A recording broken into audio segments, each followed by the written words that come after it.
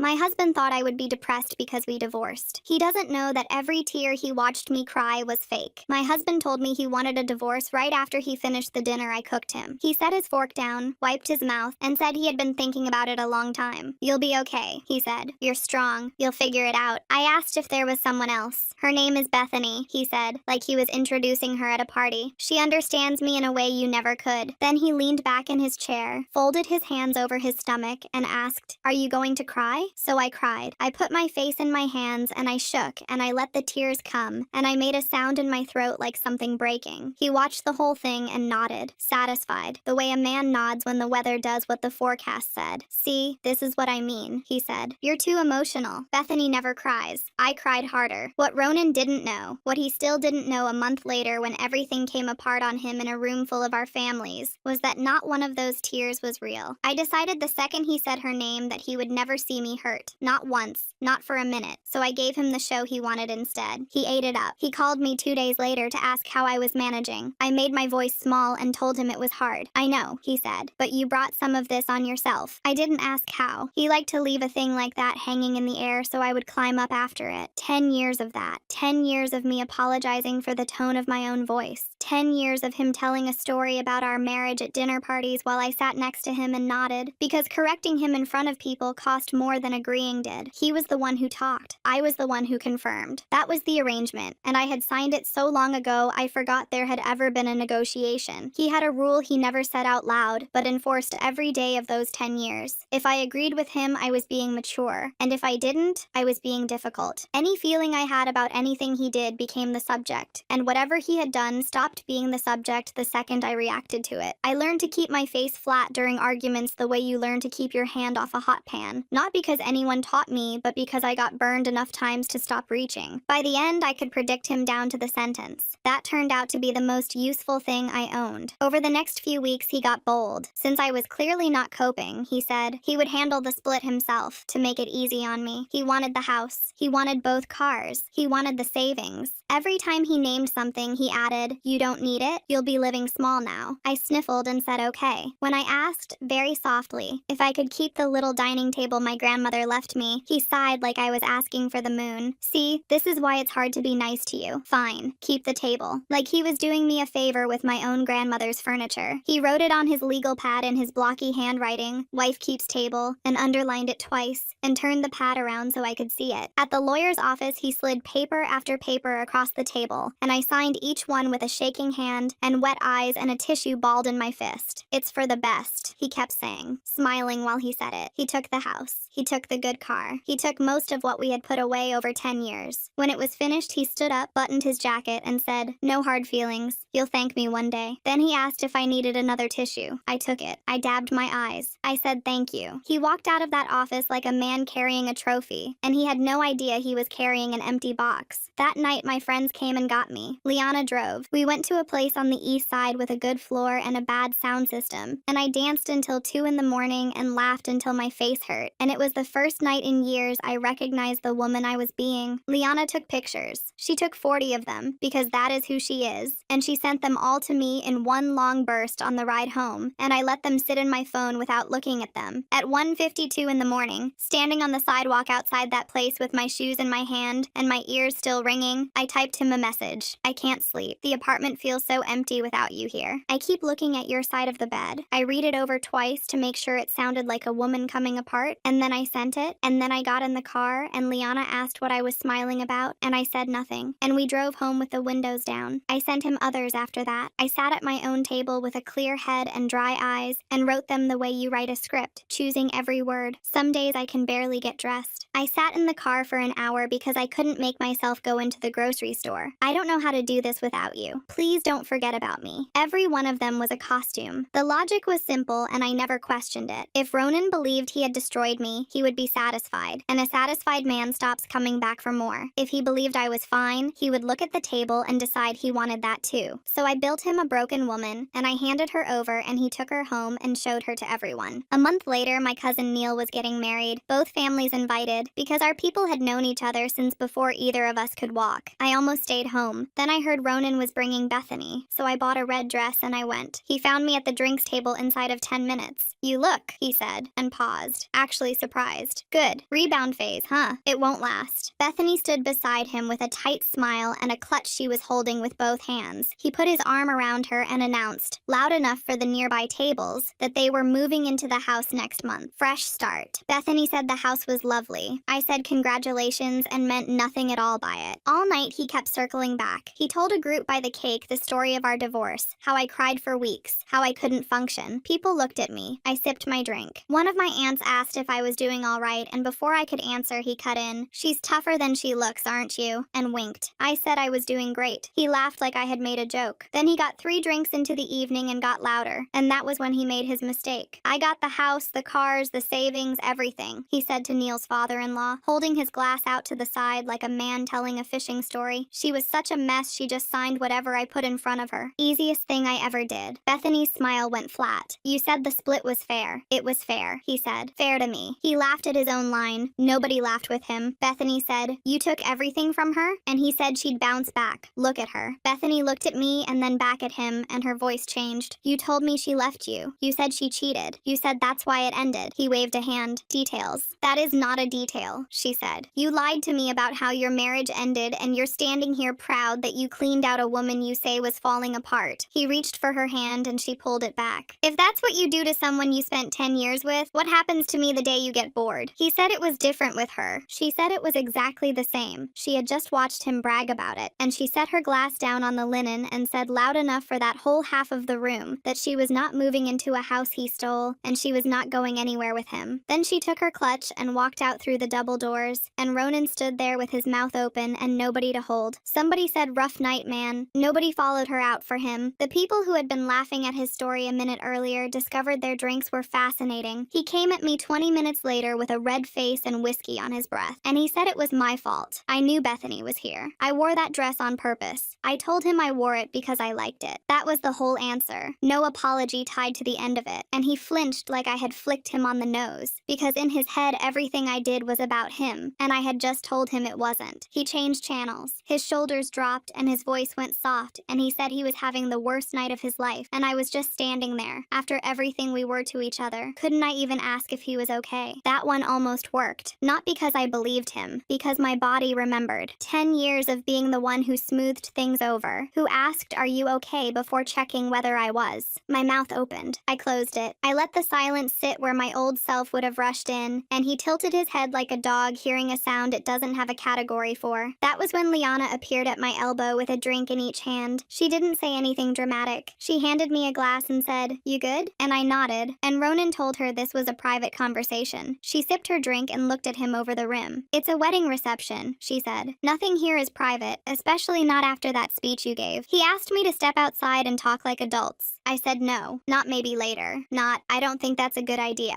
just no, with dry eyes and no wobble and nothing chasing it. His face went surprise, confusion, and then something underneath both of those that I had never seen on him before, the look a man gets when the floor he is standing on shifts a quarter inch. He said, "You're different. Something's off." He wandered away to find someone who would still hold his story for him, and Liana watched him go and then turned to me with a look I didn't like. "I need to tell you something," she said. "He's been telling people you were on medication, that you couldn't leave your apartment, that you had a full breakdown after the split and you're barely holding it together." She named 3 people at this reception he'd said it to. "I didn't tell you before the wedding because I didn't want to ruin it." I stood very still. The bass from the hall came up through the floor and people laughed somewhere behind me, and I felt something cold and sharp open up in my chest. It was not sadness. It was the other thing, the one that starts in your hands and climbs into your jaw. Because this was no longer a man bragging about a favorable settlement. He had taken the woman I invented for him and turned her into an illness, and he was selling her to my family, in this room, tonight. I did the arithmetic standing there with a glass in my hand.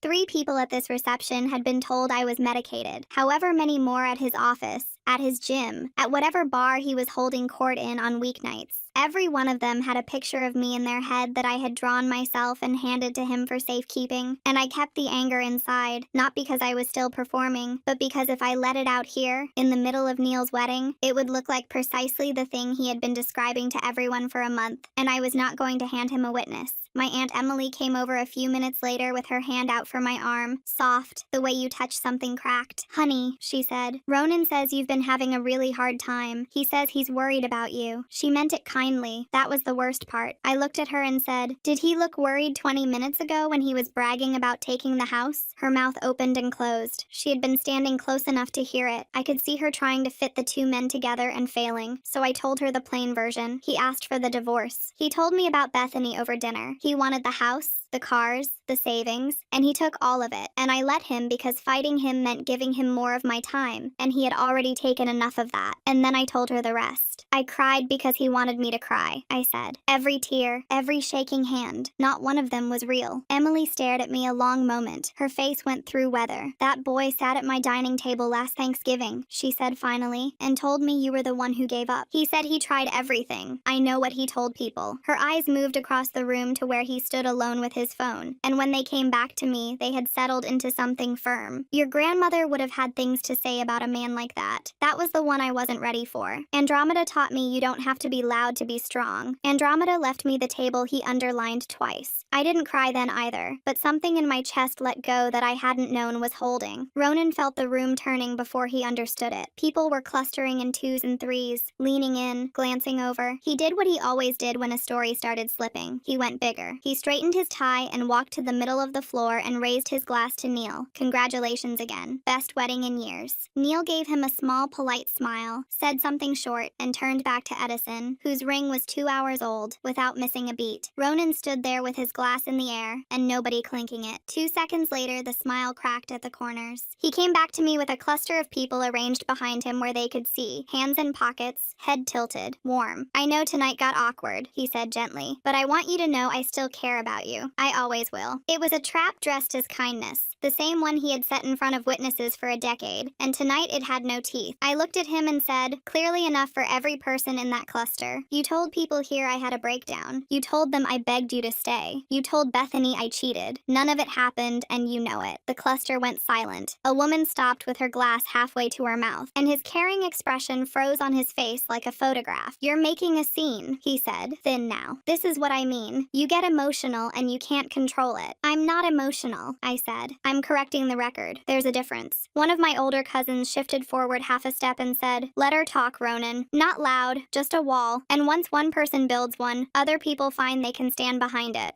Ronan's eyes went around the group looking for a face and didn't find one. So he reached into his jacket and pulled out his phone and held it up like a man remembering he had one bullet left. You want the truth? He said, loud. And the people drifting away turned back. Here's the truth. He unlocked it, scrolled, and started reading out loud. Tuesday, March 12th. I can't sleep. The apartment feels so empty without you here. I keep looking at your side of the bed. He looked up at the group and backed down. Some days I can barely get dressed. I sat in the car for an hour because I couldn't make myself go into the grocery store. He read 4 more. Each one sounded exactly like a woman drowning, because I had built each one to sound that way, and now they were being read aloud to my family by the man I built them for. I watched the faces change, not to disbelief in me, to uncertainty, which is worse, because uncertainty is where he lived. I saw one of Neil's friends look at me the way you look at 2 stories that can't both be true. Liana leaned into my ear and whispered that the texts sounded bad. I knew. I wrote them to sound bad. That was the entire point, and I had never once considered what would happen if they were read out loud in a room full of people who loved me. He lowered the phone. Does that sound like someone who was faking it? And I had my answer, because I had been carrying it in my purse since the day I signed his papers, though I hadn't known until that second what it was for. I took out my phone. I didn't raise my voice.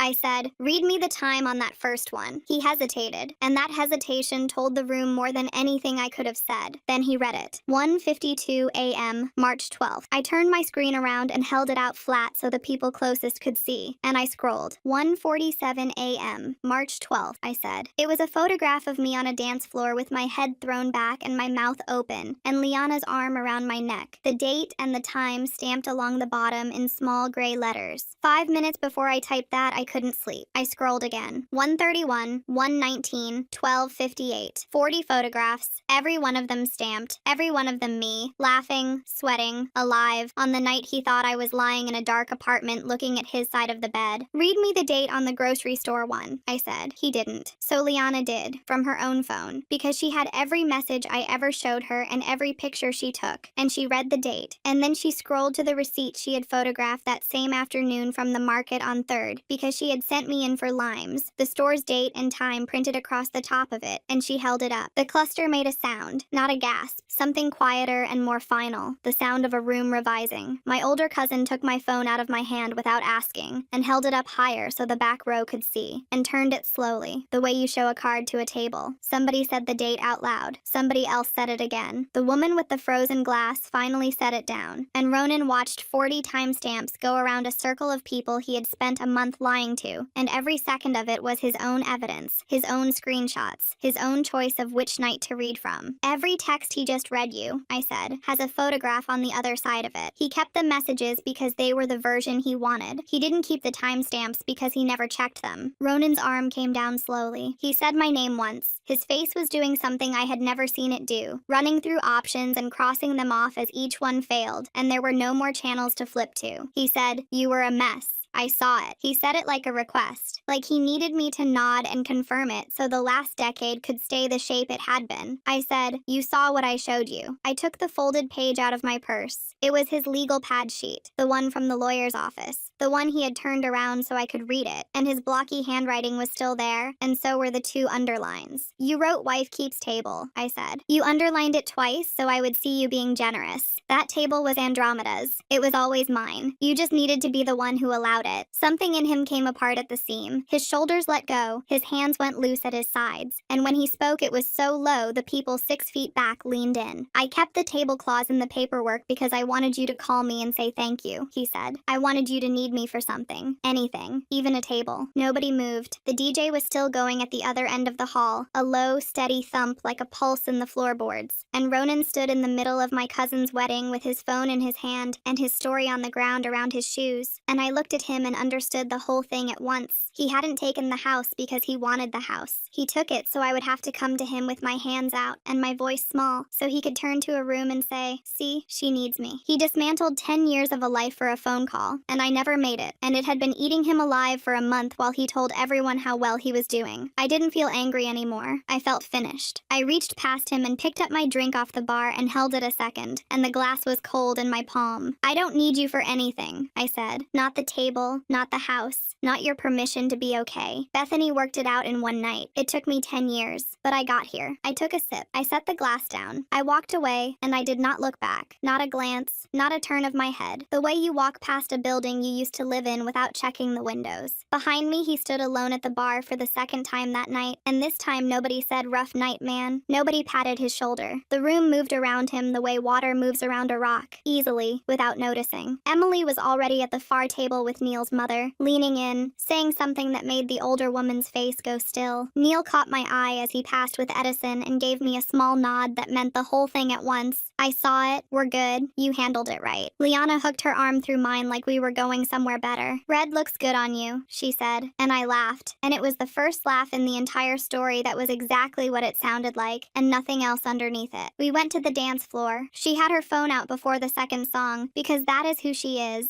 and I let her. The table sits under my window now. Andromeda's handwriting is still taped to the underside, where he never once looked.